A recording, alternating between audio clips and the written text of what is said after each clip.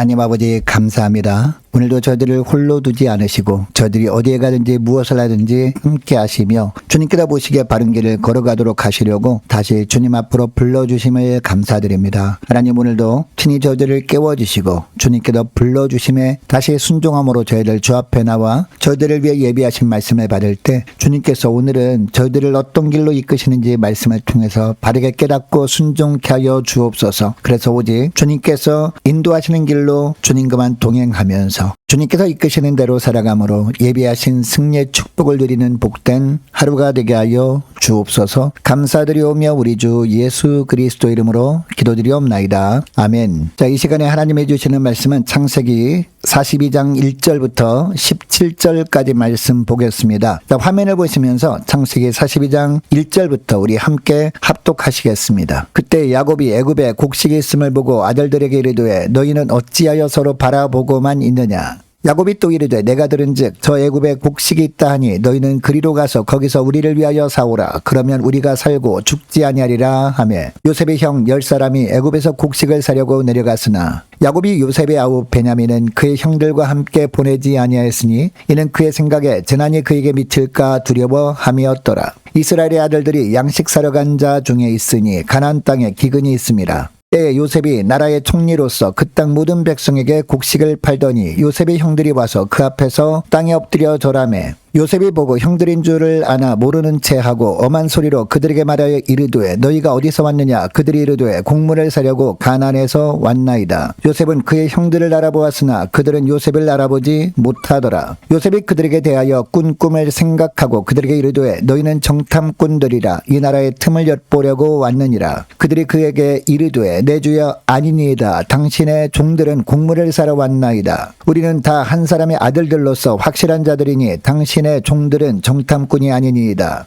요셉이 그들에게 이르되 아니라 너희가 이 나라의 틈을 엿보러 왔느니라. 그들이 이르되 당신의 종 우리들은 12 형제로서 가나안 땅 한 사람의 아들들이라. 막내 아들은 오늘 아버지와 함께 있고 또 하나는 없어졌나이다. 요셉이 그들에게 이르되 내가 너희에게 이르기를 너희는 정탐꾼들이라 한 말이 이것이니라. 너희는 이같이 하여 너희 진실함을 증명할 것이라. 바로의 생명으로 맹세하노니 너희 막내 아우가 여기 오지 아니하면 너희가 여기서 나가지 못하리라. 너희 중 하나를 보내어 너희 아우를 데려오게 하고 너희는 같이여 있으라. 내가 너희의 말을 시험하여 너희 중에 진실이 있는지 보리라. 바로의 생명으로 맹세하노니 그리하지 아니하면 너희는 과연 정탐꾼이니라 하고 그들을 다 함께 3일을 가두었더라. 아멘. 여러분, 우리는 살아가면서 무언가가 바닥나는 경험을 할 때가 있습니다. 통장의 잔고가 바닥날 때가 있습니다. 몸의 기력이 바닥날 때가 있습니다. 믿었던 사람과의 관계가 바닥나고 건강이 바닥나고 때로는 마음의 소망까지 바닥날 때가 있습니다. 성경은 이런 때를 기근이라는 한 단어로 표현합니다. 자, 오늘 본문에 보니까 7년 동안 고대 근동을 덮친 대기근이 나옵니다. 성경에서 7은 완전수입니다. 그러니까 7년 기근이라는 것은 더 이상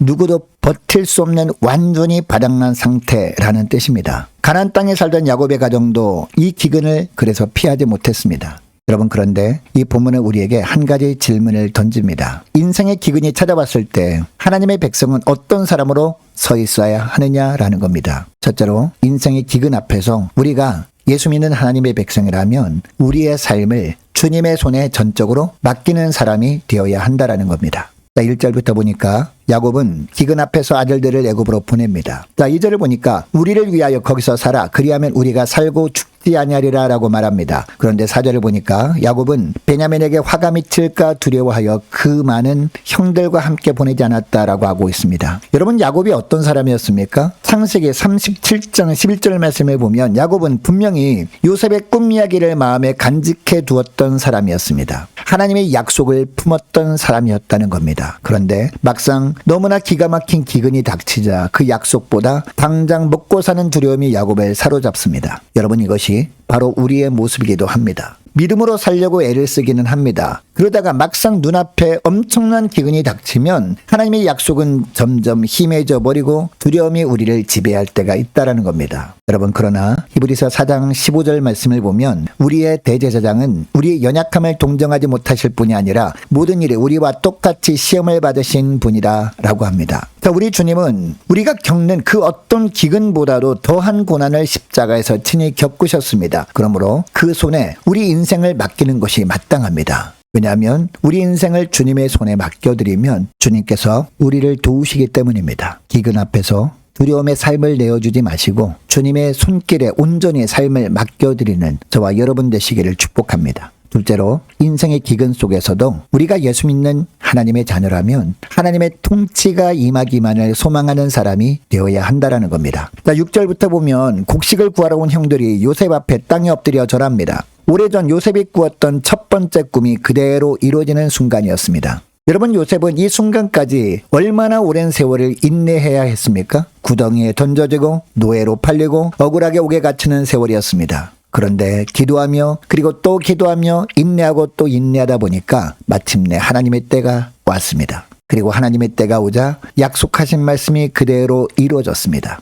여러분, 여기서 우리가 깨닫는 것이 있습니다. 하나님의 약속이 너무 더디게 이루어지는 것처럼 보여도 하나님의 약속은 반드시 이루어진다라는 사실입니다. 7년의 기근조차도 하나님의 계획 아래 있었다라는 겁니다. 여러분, 때로 하나님은 우리의 믿음을 확인하시려고 견딜 수 없을 것 같은 시험을 허락하실 때가 있습니다. 그러나 여러분, 이때 우리가 분명히 기억해야 할 것이 있습니다. 하나님은 우리가 그 시험에 걸려 넘어지기를 바라면서 시험하지 않으신다라는 겁니다. 믿음으로 잘 통과하기를 기대하시면서 우리에게 시험을 허락하신다라는 겁니다. 여러분, 그러므로 기근 한복판에서도 우리는 하나님의 통치가 지금 이 자리에 임하고 있다라는 소망을 가지고 살아야 할 줄로 믿습니다. 이 소망을 끝까지 붙드시는 저와 여러분 되시기를 축복합니다. 셋째로 인생의 기근을 지나면서 믿음을 삶으로 증명하는 사람이 되어야 한다는 겁니다. 자, 13절부터 보면 요셉은 형들을 쉽게 믿어주지 않습니다. 한 사람만 가서 막내 아우를 데려오고 나머지는 그 말이 참인지 증명될 때까지 머물러 있으라 라고 합니다. 그리고 3일 동안 그들을 가두고 그들이 말이 진실임을 증명하라고 합니다. 여러분, 우리가 입을 열어서 예수 믿습니다 라고 한다고 해서 하나님께서 그것을 곧 믿음으로 인정해 주실까요? 그렇지 않습니다. 하나님 앞에서 우리의 믿음이 삶으로 증명될 때 하나님은 그 삶으로 증명된 증거를 보시고 우리를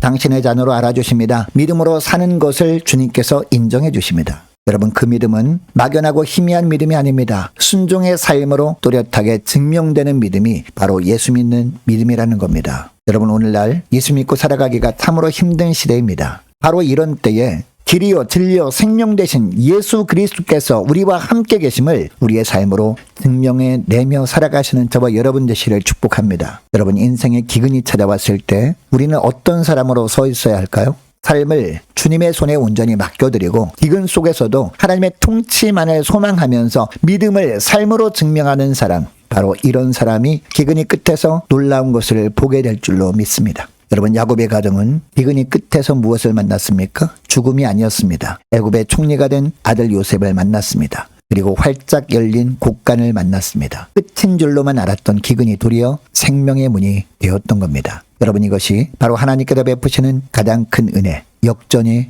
은혜인 줄 믿습니다.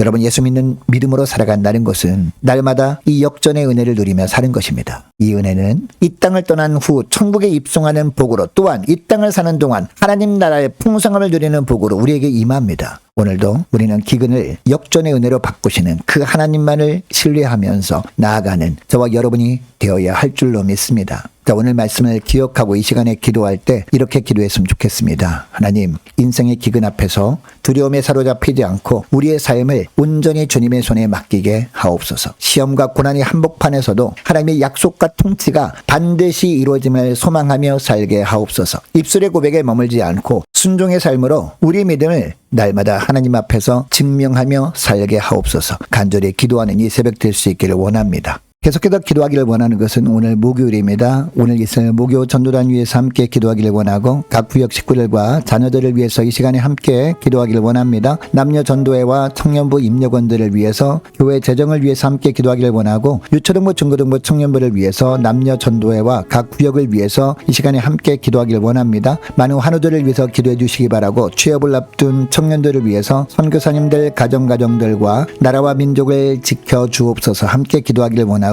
우리 교회 앞날을 위해서 특별히 동산제일교회와의 연합하는 과정에 하나님의 은혜가 임하도록 주님의 뜻대로 이루어 주시도록 함께 기도하기를 원합니다. 저와 여러분이 가지고 나온 기도 제목을 놓고 이 시간에 함께 기도하기를 원합니다. 기도하겠습니다.